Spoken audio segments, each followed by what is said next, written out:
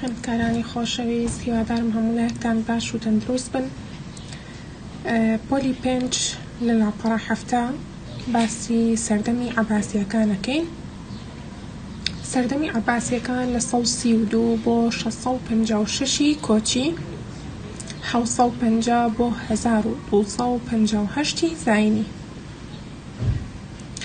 لە دوای ئومەویەکان عەباسیەکان دەسەڵاتیان گرتە دەست کە پێشتر باسی ئومەویەکانمان کردبوو. ئەمانە نەوەی عەباسی مامی پێغەمبەر درودی خوای لەسەر بێ بوون. ناوی دەوڵەتەکەشیان لە ناوی عەباسەوە هاتووە.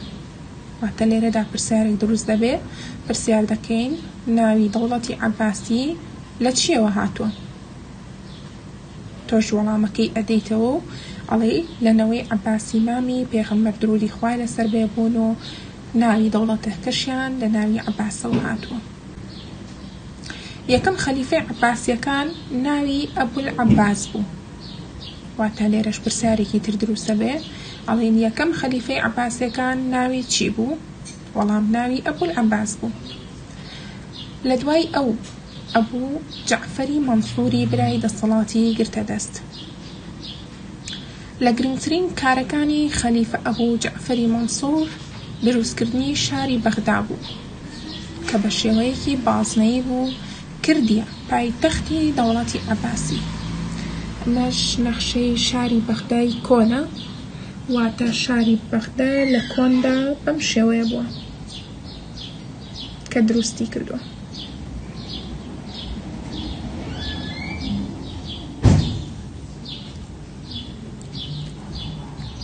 و هەروەها چەند وێنەیەکی ئێستای شاری بەغداتان بۆ دادەنێم.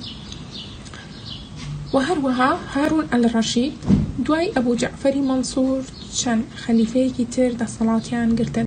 لەوانە هارون ئەلڕەشید کە چەندان کاری گرنگی ئەنجامدا. ئەوە بوو بایەخی زۆری بە خوێندن و زانیاری دەدا و هەڵسا بە دروستکردنی بەیتولحکمە، واتە خانەی دانایی، و کتێبی زۆری تێدا کۆکردەوە. دوای هارون ئەلڕەشید مەئموونی کوڕی دەسەڵاتی وەرگرت و ئەویش زۆرهانی خوێندن و زانستی دەدا.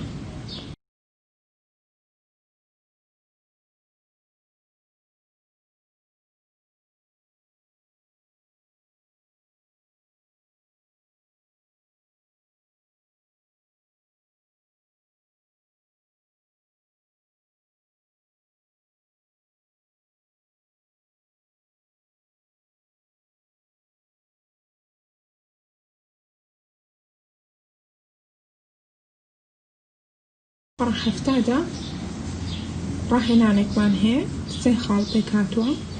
ئەم دەستەواژانە هەڵان ڕاستیان بکەرەوە. یەکەم خەلیفەی عەباسی ناوی ئەبوو جەعفەری مەنسوور بوو. دووەم شاری بەغدا لەلایەن خەلیفە ئەبولعەباس دروستکرا. سێم مەئموونی کوڕی هارون ئەلڕەشید بەیتولحیکمەی دامەزراند. بارودۆخی دەوڵەتی عەباسی. دەوڵەتی ئیسلامی لە سەردەمی عەباسیدا سنووری زۆر فراوان بووە. لە سەردەمی عەباسیەکاندا هەموو ئەو نەتەوانەی بووبوونە موسڵمان وەک کورد، فارس، تورک هەمویان ڕۆڵی خۆیان لە پێشخستنی دەوڵەتی ئیسلامی دەگێڕا و هەریەک لەو نەتەوانە لە ماوەی جیاجیادا ڕەبڕایەتی موسڵمانانیان کردووە. مەش نەخشەی دەوڵەتی عەباسیە.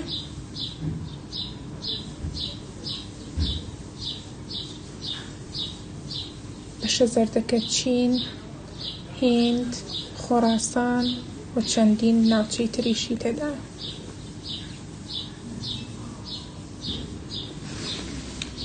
باسی ئاوەدانکردنەوەی سەردەمی عەباسیەکەین. عەباسیەکان گرنگی زۆریان بە ئاوەدانکردنەوە دەدا، بە تایبەتی لە بواری بیناسازی کە چەندان شاریان دروست کرد کە تا ئێستا ماوەن، وەک شاری بەغدا، شاری سامەڕا لەلایەن خەلیفە موعتەسەم دروستکراوە. دەوڵەتی ئیسلامی لە سەردەمی عەباسی هەر بە بەهێزی نەمایەوە، بەڵکو دووچاری چەندان هێرشی دەرەکی بووە.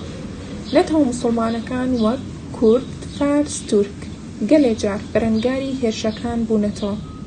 بۆ نمونە کاتێک خاچ بارێزەکان دەستیان بەسەر خاکی موسڵمانان داگرت، سەرکردەی ناوداری موسڵمانی کورد سەلاحەددینی ئەیوبی بە پاڵپشتی و سەرکردەی هۆزی کوردی و مان ڕوبەڕوویان بوونەوە و ناوچێکی زۆری وڵاتی فەڵەستینیان لەژێر ئەو خاچ پارێزانە دەرهێنا. شوێنەی شاری سامەڕایە.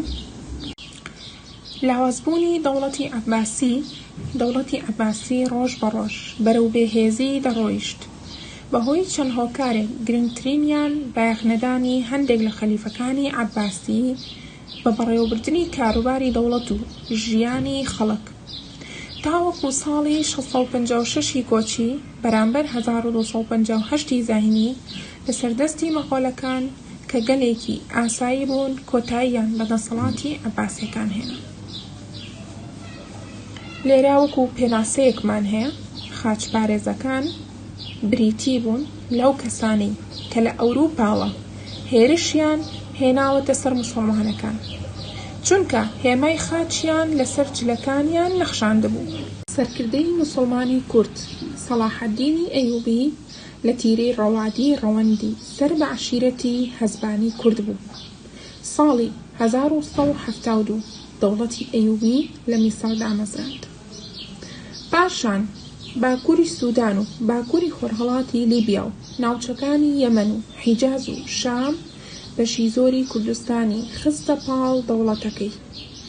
لە شەڕی بەناوبانگی حەتین توانی بە یارمەتی هۆز و تیرە سەرکردە کوردەکان و موسڵمانەکان سەرکرد بەسەر خاچپارێزەکان و شارەکانی فەڵەستین یەک لە دوای یەک ڕزگار بکات کە گرنگترینیان قودس بوو.